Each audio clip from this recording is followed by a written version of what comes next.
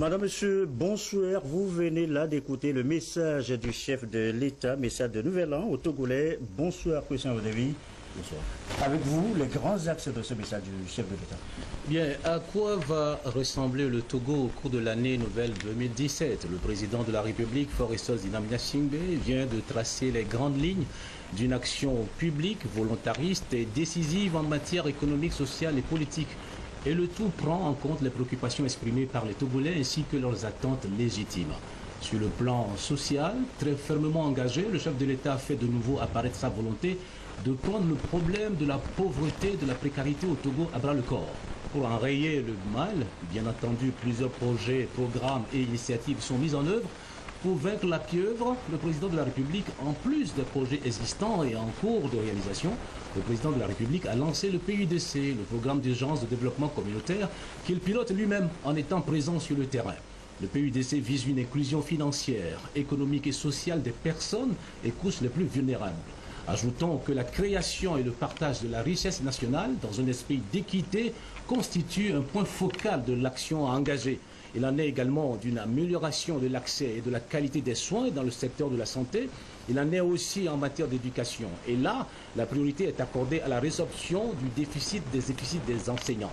Le chef de l'État a par ailleurs relevé la nécessité de renforcer la gouvernance de proximité et la promotion d'une vitalité démocratique concertée et participative dans le processus de décentralisation.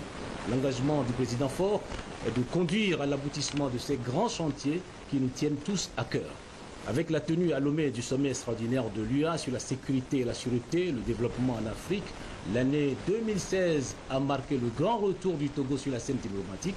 Le chef de l'État a rappelé le succès de ce grand événement qui a démontré que notre pays est capable de jouer un rôle de premier plan dans la recherche des réponses aux problèmes de sécurité, de climat et d'économie, tant pour l'Afrique que pour le monde.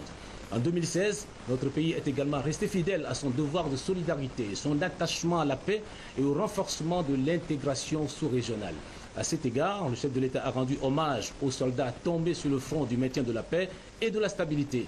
Puis, mesurant à leur juste valeur la paix et la concorde que nous avons su préserver au Togo, il a formulé des vœux ardents de paix profonde et de prospérité pour tous les Togolais, ceux qui leur sont chers et au-delà, aux différentes communautés de personnes qui ont choisi de vivre au Togo dans la quiétude et l'harmonie. Et il ne faut pas oublier que le président de la République a souhaité une bonne chance aux éperviers.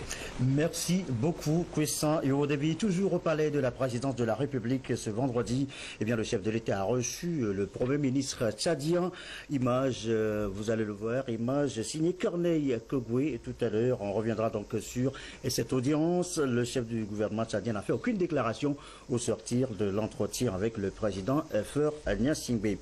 L'actualité ce vendredi, c'est aussi la 11e réunion du comité des experts du comité de l'entente. Son secrétaire exécutif est à Lomé et prend part aux travaux. On en parle dans un instant.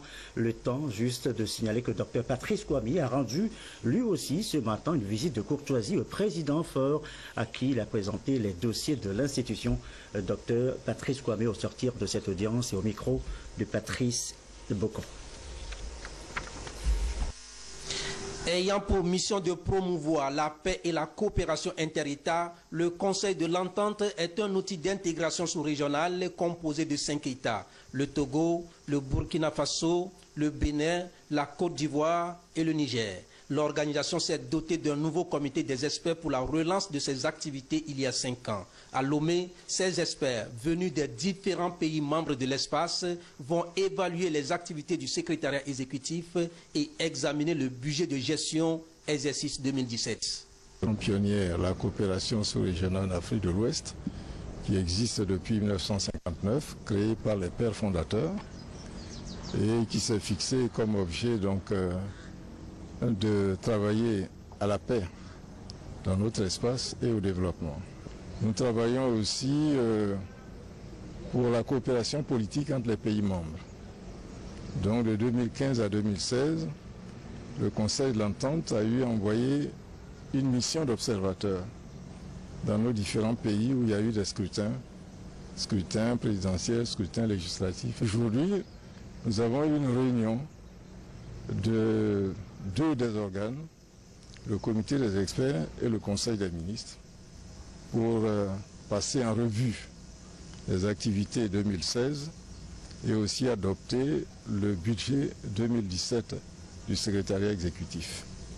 Travailler également sur le dossier du CERFER. Le CERFER est une institution spécialisée du Conseil de l'Entente qui est ici à Lomé et qui forme les jeunes techniciens pour les métiers du bâtiment, les métiers de rail. Cette rencontre sera consacrée aussi à l'identification des mécanismes devant aboutir à l'atteinte des objectifs du Conseil.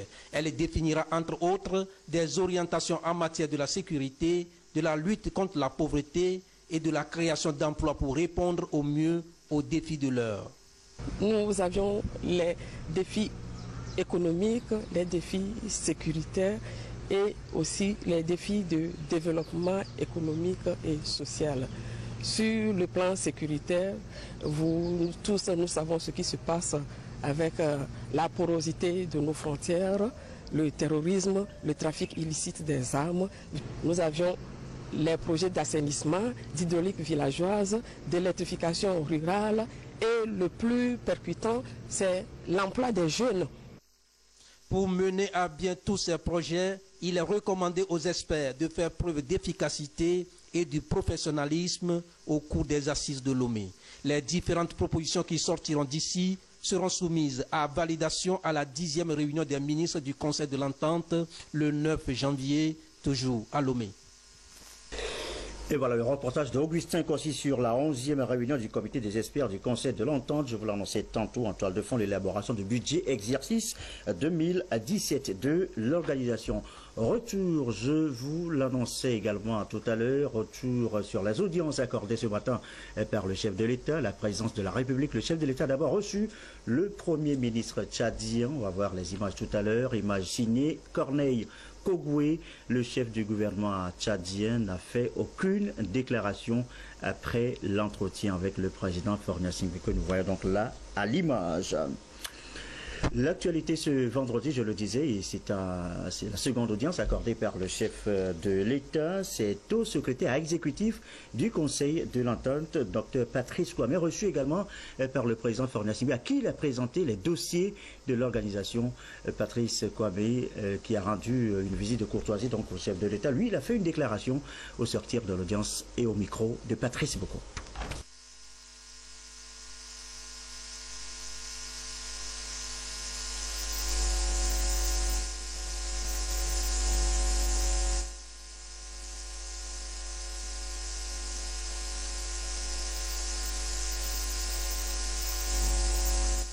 Un petit souci de son par rapport à ce sujet sur lequel nous reviendrons tout à l'heure. À l'agenda également le 12e conclave Indo-Afrique. Ce sera début mars prochain. Un rendez-vous essentiellement d'affaires. Gouvernement et secteur privé sont concernés. Une réunion préparatoire a eu lieu d'ailleurs ce matin à la Chambre du commerce et d'industrie du Togo, notamment sur les enjeux de cette rencontre en mars prochain donc en Inde. Les précisions, écoutez ça là, Pierre Tsouko. Des opérateurs économiques face au présidium en charge des préparatifs du 12e conclave Inde-Afrique. À la Chambre du commerce et des industries du Togo, ils se sont retrouvés pour échanger sur les opportunités d'affaires que pourra offrir le voyage de New Delhi prévu pour le mois de mars 2017. Pour les différents protagonistes, il faut optimiser la participation du Togo tout en définissant des projets bancables qui pourront susciter l'adhésion des investisseurs indiens. Nous sommes à la phase de collecte des projets. Après, ensemble, un comité va étudier, les soumettre et puis on va dégager les projets prioritaires. Et je me réjouis de ce que les hommes d'affaires togolais ont fait massivement le déplacement. Je crois qu'il sortira de cette réunion de bonnes décisions. Au cours de ce voyage d'affaires, beaucoup de secteurs d'activité vont être explorés. Le but, c'est de discuter, de voir, d'analyser les projets qui peuvent être financés par Exim Bank, mais réalisés par des industries africaines et indiennes dans le cadre de la coopération Inde-Afrique. Et donc, ce qui aura lieu là, c'est d'abord au niveau public de présenter les projets du secteur public et que les Indiens peuvent nous aider à financer. Et au niveau du secteur privé également, c'est de voir comment nos industriels, nos hommes d'affaires peuvent rentrer en contact, en partenariat avec des Indiens et à travers leurs projets demander également le financement par Exim Bank. Le Togo est à la 9e participation du conclave Inde-Afrique. Le monde des affaires togolais se bouscule déjà pour y tirer le maximum de profit dans un partenariat gagnant-gagnant. Dans l'actualité ce vendredi, on note aussi ce rapport sur le système d'information et de management de l'alphabétisation de l'éducation. Un rapport présenté ce matin à Lomé. But de l'exercice, évaluer les actions jusqu'ici menées afin d'orienter l'engagement du gouvernement dans la réduction du taux d'analphabétisme à moins de 40% d'ici à 2030. Gérald Agoudou, Carmel Madiakapo. Le Togo met tout en œuvre pour permettre à toutes les couches de la population d'avoir une éducation de base. Depuis 2010 donc, le gouvernement a adopté son programme d'éducation pour tous pour y parvenir d'ici à 2025. En 2012, une plateforme dénommée Système d'information pour le management de l'alphabétisation et l'éducation non formelle SIM-AENF a été mise en place pour recueillir des données fiables et actualisées. Le SIM-AENF a dès lors permis de relever les goulots de traitement qui freinent le développement du sous-secteur. Les acteurs impliqués dans la bonne marche de ce système font le bilan. Actuellement, nous disposons de la cartographie de l'alphabétisation de l'éducation non formelle. C'est-à-dire que nous connaissons les opérateurs, tous ceux qui organisent ou bien créent et animent les centres d'alphabétisation, tous ceux qui créent également les centres d'éducation non formelle. Les centres d'éducation non formelle, ça concerne surtout les enfants de moins de 15 ans, mais qui sont exclus du système formel. Donc ces enfants, on leur donne une deuxième chance de retourner à l'école. Peut-être au bout de 2 ans ou 3 ans, ils ont leur CPD. Donc nous avons actuellement la cartographie de tous ces opérateurs. Nous connaissons les centres d'alphabétisation par région, par préfecture. Nous connaissons chaque année le nombre d'apprenants et puis ceux qui réussissent également. Donc ça va nous permettre maintenant de bien planifier parce qu'on veut passer à une stratégie du faire-faire. Cette rencontre permettra de trouver des voies et moyens pour pérenniser ce système qui devra contribuer à l'atteinte des objectifs de développement durable ODD d'ici à 2030. La mise en place de cette plateforme a été financée par l'UNESCO. Autre sujet évoqué ce soir, le secteur du numérique, priorité du gouvernement qui multiplie d'ailleurs les projets de promotion. L'accord de Dakar mercredi dernier en est une autre illustration. L'objectif, réduire la fracture numérique, favoriser l'accès à Internet à tous, des actions qui vont d'ailleurs s'intensifier en cette année 2017 et pour l'atteinte des objectifs, l'inclusion, comme le dira l'autre, numérique. Le rapport d'éthique, l'apport d'éthique dans le développement, dossier à suivre maintenant avec Pierre Tsoufou. La loi de finances gestion 2017 consacre une place de choix au développement du numérique, un secteur à fort potentiel économique. L'ambition est de passer à terme à une économie numérique prenant en compte tous les aspects de la société. Déjà, le renforcement et l'extension des infrastructures, le fibre e-gouvernement, la création d'un data center et d'un centre de colocation pour l'hébergement des serveurs privés sont en marche. Et pour tenir la promesse du développement d'une nouvelle ère numérique, des mesures sont envisagées par les pouvoirs publics. Parvenir à une réduction de la fracture numérique en rendant l'Internet universel, abordable, ouvert à tous. Avril 2016, le Conseil des ministres, en décidant d'exonérer les biens informatiques des droits et taxes lors de leur mise à la consommation, demeure dans la dynamique de la démocratisation de l'usage des outils informatiques. Ça fait longtemps que nous étions en train de demander cela. Mais en fait, ce n'est pas que l'on le demande pour notre intérêt, mais c'est pour la pénétration, c'est pour que les Togolais deviennent plus efficaces. Vous savez que l'ordinateur, les terminaux informatiques sont les outils incontournables dans notre secteur. Donc, si nous voulons que les Togolais deviennent plus efficaces, soient plus dynamiques, il faut qu'ils aient accès à ces outils. Et si vous regardez ce que le gouvernement est en train de faire pour nos spécialistes, on se dit qu'il y a une révolution qui est en train de monter.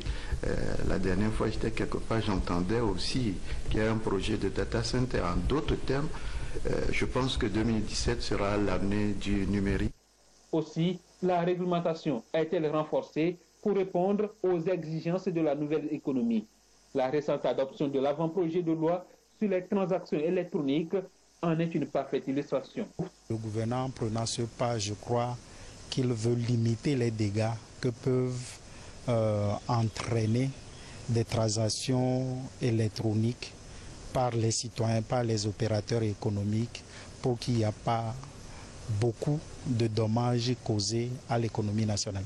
L'Internet est indispensable. Et nous avons vu depuis quelques années, le gouvernement s'efforce par ses projets de fibre optique et autres là, à agir sur la population de façon à ce que bon nombre de citoyens soient couverts par le service Internet. Ceci dit, quand la pénétration est intense, cela veut dire que les populations aussi peuvent utiliser ce service Internet pour faire des transactions. Tout cela pour stimuler la croissance économique, favoriser l'inclusion sociale et encourager le développement durable. Des différentes actions entreprises celles-là le montrent si bien. Le numérique se positionne tel un véritable vecteur de développement industriel de demain, un accélérateur certain pour le développement économique, social et même culturel. A signalé également cette tournée de sensibilisation et d'information des députés UNIR dans la région des Savanes. La région des Savanes qui connaît une crise dans l'éducation, crise accentuée après la proclamation des résultats du dernier concours de l'ENI. Désiré Aloy pour les précisions. C'est une démarche citoyenne des élus Union pour la République UNIR de la région des Savanes qui compte cette préfecture. Depuis un certain temps, le secteur de l'éducation connaît des perturbations, notamment des débrayages qui handicapent le bon cours du secteur. Et les résultats du dernier concours de l'ENI ont suscité un mécontentement encore plus généralisé. En tant que représentants du peuple, les 8 élus UNIR des Savanes en déplacement dans la région leur base. Sur la table, la problématique de l'enseignement. En face, les chefs traditionnels, CDQ, CDV, associations, ONG, points focaux et les candidats au dernier concours de l'ENI, élargi l'après-midi aux enseignants. Face à la situation, des initiatives sont prises allant dans le sens de la résolution définitive des problèmes. Première étape, TON, pour informer, sensibiliser et trouver des solutions pérennes à la crise de l'éducation dans la région des Savanes. En effet, les résultats du dernier concours de l'ENI, proclamé le 26 décembre 2016, ont montré des scores très médiocres concernant la région des Savanes. Et donc ces résultats, analysés comme tels, évoquaient d'eux-mêmes un problème. Et nous, députés, avons pris la décision de chercher à comprendre. C'est ainsi que nous nous sommes rendus compte qu'à côté de cette crise, existent aussi des facteurs profonds qui minent l'éducation nationale dans la région. Au terme des solutions et des décisions prises concernant les résultats médiocres de l'ENI, vous l'avez suivi, tout comme nous, sur les médias nationaux. Le chef de l'État a décidé de reprendre le concours dans les centres de crise de Dapan et de Tchévier, parce que ces deux centres ont connu des résultats très médiocre. Nous espérons et nous croyons que la reprise du concours dans ces deux centres permettra de résoudre définitivement ce problème du concours de l'ENI de 2016. Mais ensuite, pour nous députés, ce qui est plus important, c'est les décisions salutaires et courageuses que le chef de l'État a prises et qui ont pour objectif de faire en sorte que la région des Savanes n'arrive plus au dernier rang en termes de qualité de l'enseignement, en termes de niveau d'instruction, en termes d'infrastructure, bref, que la région des Savanes ne soit plus le parent pauvre de l'éducation nationale. L'ensemble des problèmes qui minent l'éducation relèvent de plusieurs niveaux de responsabilité. Il y a des problèmes liés à la gouvernance, nous l'avons dit tantôt, mais il y a les problèmes liés à nos parents eux-mêmes. Et donc nous avons profité aussi de l'occasion pour leur dire qu'ils devront dorénavant être l'état de veille. Ils doivent jouer le rôle de vigie pour nous permettre, nous élus, et permettre au chef de l'État de mener à bien l'ensemble des dispositions et des mesures qui sont prises afin que nous sortions pour toujours des problèmes de léthargie pour ce secteur de l'éducation nationale. Après avoir pris connaissance des mesures salutaires du chef de l'État, nos violons se sont accordés et nos frères nous ont promis de faire le meilleur. Mais surtout, ils nous ont réitéré leur confiance au chef de l'État. Les candidats, les enseignants après la rencontre sortent réconfortés.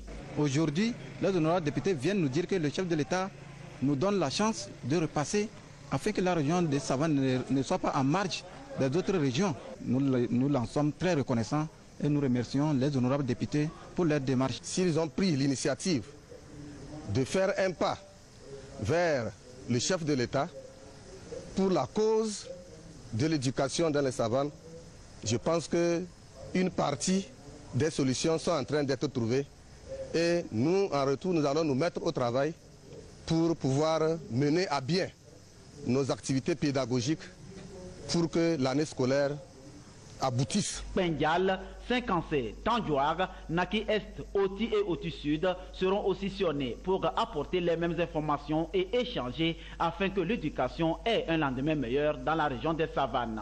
L'année scolaire 2016-2017 avance à grands pas et les premiers examens, c'est dans moins de 5 mois. À tous les acteurs d'œuvrer pour son aboutissement heureux.